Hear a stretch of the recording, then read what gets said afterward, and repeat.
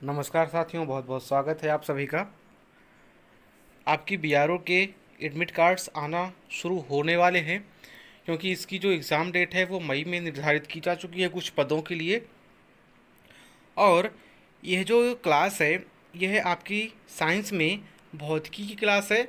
और भौतिकी में हमारा जो पहला विषय है या पहला टॉपिक है वो है गतिकी। और यहाँ पर जो आपका जीके की क्लास चल रही है, हिस्ट्री, ज्योग्राफी, और आज से साइंस भी चलेगी, यानी कि साइंस की हमारी यह पहली क्लास है। और आपकी यह बीआरओ, आईएमए, एसएससी, एमटीएस या लेखपाल किसी के लिए भी आपकी यह सारी क्लासें, यह जो आपकी जीके क्लासेस हैं सभी के लिए यह आपकी समान रूप से उपयोगी हैं।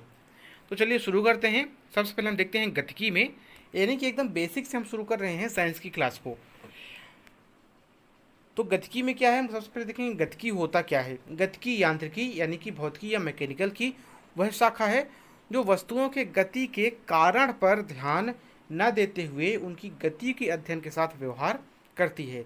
यानी कि यदि कोई वस्तु गतिमान है, वह गतिमान है यानी कि वह गति कर रही है, तो वह किस कारण से गति कर रही है उस पर हमें नहीं जाना है। हमें वह गति कर रही है उसका अध्ययन करना है केवल। ठीक है, कि जब वह वस्तु गति करती है उस समय पर उस वस्तु के व्यवहार में क्या परिवर्तन आते हैं, और भी बहुत सारी चीज़ें, जो भी चीज़ें हैं वो हम इसमें अध्ययन करेंगे। यानी कि कुल मिलाकर हम उसके गति के कारण पर नहीं जाते हैं। ठीक।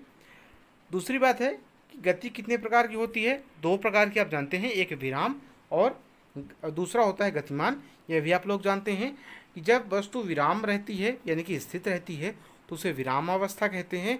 और जब वह अपनी गति में होती है यानी कि जब वह चलती रहती है या अपना स्थान लगातार बदलती रहती है, समय के साथ उसके स्थान में परिवर्तन होता रहता है, तो उसकी गति को हम गतिशील कह सकते हैं या गतिमान कह सकते हैं। अब अगर हम गति की बात करें तो गति कितने प्रकार की होती है। सरल रेखीय गति, कोणीय गति, घूर्णन गति, एक समान गति और असमान गति। यहाँ पर सबसे पहले हम देखेंगे सरल रेखीय गति क्या होगी। क्षैतिज सड़क पर चलती कार गुरुत्वाकर्षण के अंतर्गत गति आदि सरल रेखीय गति होती हैं। यह भी आपका नाम से स्पष्ट है कि यानी कि कोई वस्तु अगर एक सीधी रेखा में चल रही है तो उसे हम बोलेंगे सरल रेखीय गति, क्योंकि आपकी यह जो रेखा है यह क्या बोलते हैं, इसे सरल रेखा बोलते हैं। और इसी रेखा के अनुसरण करते हुए यदि कोई वस्तु चलती है तो उसे हम कहते हैं सरल रेखीय गति। जैसे अगर सड़क पर कोई कार चलती है सीधी सड़क पर, तो सड़क के अनुरूप ही एक समान रूप से चलती जाती है, उसे बोलते हैं सरल रेखीय गति। गुरुत्वाकर्षण में यदि आप छत से कोई वस्तु नीचे की ओर फेंकते हैं तो एक रेखा में चलती है, इसे बोलते हैं सरल रेखीय गति। दूसरा होता है कोणीय गति। जब एक वृत्त पर गतिमान एक कण प्रक्षेप्य गति या मशीन शाफ्ट का घूर्णन आदि कोणीय गति कहते हैं। यानी कि जब कोई वस्तु समय के साथ उसके कोण में परिवर्तन भी आता जाए उसे कहते हैं कोणीय गति। जैसे एक वृत्ताकार गति, आपके मोटरसाइकिल की, आपके बाइक की जो पहिए होते हैं उनकी गति, उनमें लगा हुआ शाफ्ट उनकी गति, ये सारी की सारी कोणीय गति होती हैं, क्योंकि कैसी ये एक 360 पर चलते हैं।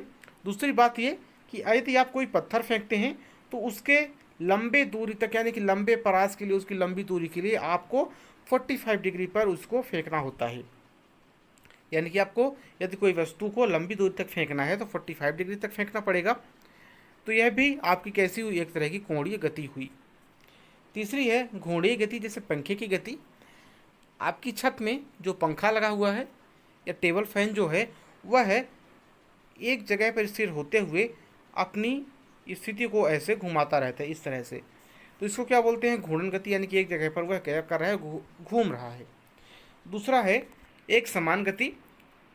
एक समान गति भी आप लोग समझ ही रहे होंगे कि जब कोई वस्तु अपनी निश्चित रेखा से एक समान गति से, यानी कि जैसे मान लो यहाँ पॉइंट ए से लेकर हमें पॉइंट बी तक जाना है और शुरू में 2 किलोमीटर प्रति घंटे की गति थी आपकी, और यहाँ तक पहुँचने पर भी आपकी 2 किलोमीटर प्रति घंटे की गति है, यहाँ पर भी 2 किलोमीटर प्रति घंटे की गति है। यानी कि कुल मिलाकर इस रास्ते के सभी बिंदुओं पर आपकी जो गति है वह 2 किलोमीटर प्रति घंटे की है, उसे बोलेंगे एक समान गति।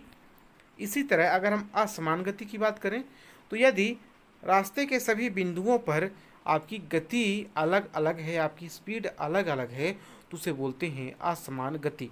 जैसे यहाँ पर 2 किलोमीटर प्रति घंटा, यहाँ पर हो गए 5 किलोमीटर प्रति घंटा, फिर हो गए 4 किलोमीटर प्रति घंटा, फिर हो गए 10 किलोमीटर प्रति घंटा। और इस तरह से जो गति है वह समान रूप से नहीं है, इसलिए बोलते हैं इसे असमान गति। फिर इसके बाद है चाल, यानी कि चाल क्या होती है? एक इकाई समय अंतराल में एक गतिमान पिंड द्वारा तय की गई दूरी को चाल कहते हैं। चाल को हम परिभाषित कैसे करते हैं? तय की गई दूरी बटे लिया गया समय, यानी कि डिस्टेंस अपॉन टाइम। यानी कि यदि कोई वस्तु मान लीजिए कि 20 किलोमीटर चलती है 4 घंटे में, तो इसकी हम चाल क्या निकालेंगे? 4 में 20 को डिवाइड करेंगे तो आ जाएगा आपका 5, यानी कि जो इसकी गति हो जाएगी वो हो जाएगी 5 किलोमीटर प्रति घंटे। जब एक पिंड v1 और v2 समान गति से दूरी तय करता है तो औसत चाल, यह भी आपका पूछता है औसत चाल। औसत चाल क्या हो जाएगी? v equal to 2v1 v2 upon v1 plus v2। यानी कि मान लीजिए कि एक कोई यहाँ से चलता है यहाँ पर 10 किलोमीटर प्रति घंटे की दर से, और दूसरा चलता है इस समान दूरी दूसरा चलता है 20 किलोमीटर प्रति घंटे की दर से। तो इनकी औसत चाल अगर पूछेगा तो औसत चाल क्या निकालेंगे आप? इस फार्मूले का उपयोग करेंगे।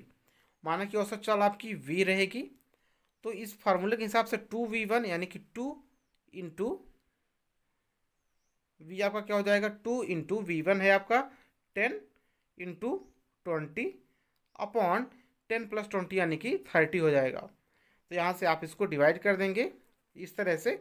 तो इस तरह से आपका यहाँ पर जो भी वैल्यू आएगी वह हो जाएगी आपकी औसत चाल। अगला है वेग।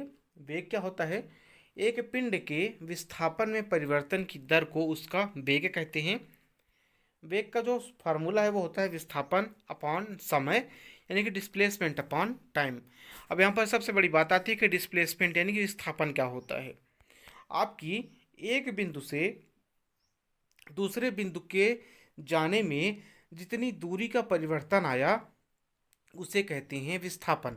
यानी कि अगर मान लीजिए आपका पॉइंट ए है और आपका पॉइंट ए बी है, तो आप यहाँ से अगर यहाँ जाएंगे और इसके बीच की दूरी है कितना? 5 किलोमीटर, तो यह आपका हो जाएगा विस्थापन। ठीक है। लेकिन अगर आप यहीं पर देखें, आप ए से गए बी तक, पहले तो आप चले गए, ठीक है, फिर आप बी से ए तक वापस भी आ गए। अब इस केस में आपका विस्थापन क्या होगा? इस केस में आपका विस्थापन होगा 0, क्योंकि आप यहाँ से यहाँ तक गए तो आपका क्या होगा? +5। फिर आप वापस भी आ गए तो आपका हो जाएगा -5। तो आपका कुल मिलाकर जो विस्थापन हुआ वो हो गया 0 किलोमीटर। ये होता है विस्थापन। तो एक वस्तु को जब एक समान वेग से गतिमान कहा जाता है जब यह समय के बराबर अंतराल में बराबर विस्थापन से गुजरती है। ठीक है। और इसी तरह से असमान वेग में परिवर्तनशील वेग में गतिमान कहा जाता है जब यह समय के बराबर अंतराल में असमान विस्थापन से गुजरता है। औसत वेग क्या है? विस्थापन समय अपॉन कुल लिया गया समय। इसके आगे हम देखते हैं त्वरण। त्वरण क्या होता है? एक पिंड के वेग में परिवर्तन की दर इसका त्वरण कहलाती है। यानी कि इसका जो फार्मूला है वो होगा आपका वेग में परिवर्तन बटे लिया गया समय। आप लोग चाहें तो इन सारी चीज़ों को नोट भी कर सकते हैं। वेग में परिवर्तन कैसे और लिया गया समय कैसे? देखिए यहाँ पर अगर मान लीजिए वेग में परिवर्तन आपका, यहाँ से आप 2 किलोमीटर के हिसाब से चले और यहाँ पर आपकी गति हो गई 5 किलोमीटर, तो परिवर्तन कितने का है? चेंज कितने का है? 3 का है। तो यहाँ पर ये हो जाएगा। तो वेग में परिवर्तन कितना है? 3 किलोमीटर का, और लिया गया समय जितना भी आपका समय होता है। और इसकी जो यह एक सदिश राशि यह भी पूछा जाता है कि अदिश राशि कौन सी है, सदिश राशि कौन सी है। तो आपका त्वरण जो है वो एक सदिश राशि है और इसकी जो इकाई है वो है मीटर प्रति सेकंड स्क्वायर। अब यहाँ पर मैं आपको सदिश राशि भी बता देता हूँ। जो सदिश राशि होती है उसमें दिशा और परिमाण यानी कि डायरेक्शन और उसका जो परिमाण होता है वैल्यू, दोनों चीज़ें दी रहती हैं सदिश राशि में। जैसे त्वरण है आपकी, यह एक क्या है? सदिश राशि है, क्योंकि आप इस दिशा में जा रहे हैं, आपको पता है, तो यह हो गई दिशा। दूसरा, कितने वेग परिवर्तन की दर कितना है? मान लीजिए 5 किलोमीटर प्रति घंटा के हिसाब से वेग परिवर्तन में दर है, तो यह आपकी कैसी हो गई? सदिश राशि।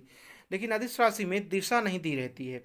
आपको बता देगा 5 किलोग्राम है, तब इसमें आप बताइए 5 किलोग्राम में दिशा आपको कहाँ दिख रही है, डायरेक्शन कहाँ दिख रहा है। तो ये आपका हो गया क्या, आपकी अदिश राशि हो गई, ठीक है। और इसकी जो मानक इकाई है, यानी कि आपका कह सकते हैं इकाई, तो यह आपकी मीटर प्रति सेकंड स्क्वायर है। अब यह कैसे निकालते हैं, मीटर प्रति सेकंड स्क्वायर में वेग वेग है वह भी आपका एक तरह का कैसा है, वह भी सदिश राशि है, क्योंकि आप वेग किसी एक दिशा में चलती है, जो हवा है किसी एक दिशा में चलती है, आप जब चलेंगे तो किसी एक दिशा में चलेंगे, तो ये कैसी होगी, यह एक सदिश राशि होगी, और किसी न किसी चाल से तो चलेंगे ही, तो इसलिए यह कैसी है, सदिश राशि हो गई, ठीक है। समय के एक निश्चित बिंदु पर होने वाले त्वरण को तात्क्षणिक त्वरण कहते हैं। जब एक पिंड का वेग समय के साथ बढ़ता है तो इसका त्वरण धनात्मक होता है, यदि वेग समय के साथ घटता है तो इसका त्वरण ऋणात्मक होता है। यह ऋणात्मक त्वरण को मंदन कहा जाता है।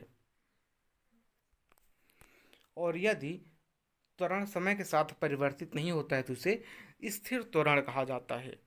अब आगे देखते हैं समान रूप से त्वरणशील गति का समीकरण क्या होगा। यदि मान लीजिए कि आप किसी पिंड को गतिमान कर रहे हैं जिसका आरंभिक वेग u होगा और यह t समय अंतराल में v वेग तक पहुंच जाता है, यानी कि जो आपका v है वह क्या होगा, आपका अंतिम वेग है। यहाँ पर जो समान त्वरण है a और तय की गई दूरी s है, तो गति के 3 समीकरण होते हैं। यह भी आपसे पूछा जा सकता है गति के कितने समीकरण हैं, तो गति के 3 समीकरण होते हैं। पहला है आपका v equal to U plus A T. v आपका अंतिम वेग है, u आपका आरंभिक वेग है, a त्वरण और t समयांतराल। s यहाँ पर s आपका डिस्टेंस है, u t plus half a t square, और v square is equal to u square plus 2as। यदि कोई पिंड गुरुत्वाकर्षण के कारण अंतर्गत मुक्त रूप से गिरता है तो उपयुक्त समीकरण में a को g से प्रतिस्थापित किया जाता है। यानी कि अगर मान लो कि कहीं पर जो आपका g है वह क्या है, गुरुत्वीय त्वरण ही है एक तरह से, और a भी गुरुत्वीय त्वरण है, तो जहां पर गुरुत्वीय त्वरण होगा तो वहां पर हम g लगा लेंगे a की जगह पर, कहने का मतलब ये है, ठीक है। यदि किसी वस्तु को ऊर्ध्वाधर रूप ऊपर की ओर फेंकी जाती है तो गति के उपयुक्त समीकरण में g को माइनस जी से प्रतिस्थापित कर लिया जाता है। यानी कि अगर हम ऊपर से किसी वस्तु को नीचे फेंकते हैं तो नीचे बढ़ने पर हमारा क्या है, गुरुत्वाकर्षण बल अधिक प्रभावी होता है, तो यहाँ पर हम g करेंगे, और यदि इसको हम ऊपर की तरफ फेंकेंगे तो यह माइनस जी में लिखा जाएगा। यह आपका कैलकुलेशन में, न्यूमेरिकल कैलकुलेशन में यहाँ पर रोल प्ले करता है। आगे है शून्य त्वरण या स्थिर चाल वाले एक पिंड के लिए वेग समय ग्राफ या वेग और समय के मध्य का ग्राफ समय अक्ष के समांतर होगा। त्वरणशील या मंदन पिंड के लिए ग्राफ सरल रेखीय समय अक्ष और वेग अक्ष पर झुका होता है। हालांकि ये सारी चीज़ें आपके काम की नहीं है, इसलिए मैं यहाँ पर आपका टाइम वेस्ट नहीं करता हूँ, आगे चलता हूँ। आगे हमारा प्रक्षेप गति, यानी कि जब किसी पिंड को क्षैतिज रूप से एक कोण निर्मित करने के लिए फेंका जाता है तो उसे प्रक्षेप गति कहते हैं। लेकिन प्रक्षेप गति में 90 डिग्री कोण नहीं होता, यानी कि अगर इस तरह से हम कोई चीज़ फेंकते हैं सीधा ऊपर, आप यहाँ पर खड़े हुए हैं, ठीक है, और यहाँ से आप सीधा ऊपर फेंकते हैं तो यह प्रक्षेप गति नहीं होगी। प्रक्षेप गति के लिए जो आपकी कंडीशन है वह इस तरह से होती है, ठीक है, मतलब 90 डिग्री के अलावा किसी भी कोण पर, ये सारी चीज़ें आपकी सारी क्या हैं, प्रक्षेप गति हैं। और ये जो प्रक्षेप गति होती है सामान्यतः परवलयाकार स्थिति में होती है, जैसे बंदूक से बुलेट की शॉट, जलने के बाद रॉकेट की गति,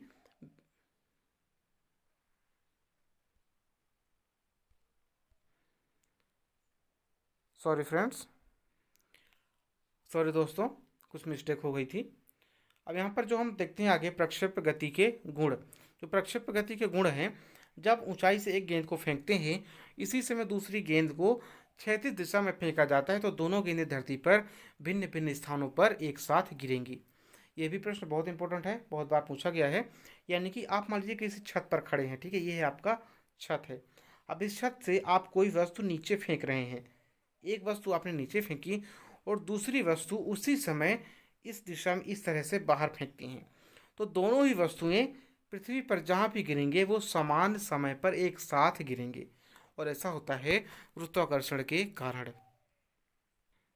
तो दोस्तों आज के लिए इतना ही। अब कल हम पढ़ेंगे बल यानी कि फोर्स के बारे में और उसके नियमों के बारे में। हम आपसे मिलेंगे अगली क्लास में। तब तक के लिए नमस्कार, धन्यवाद।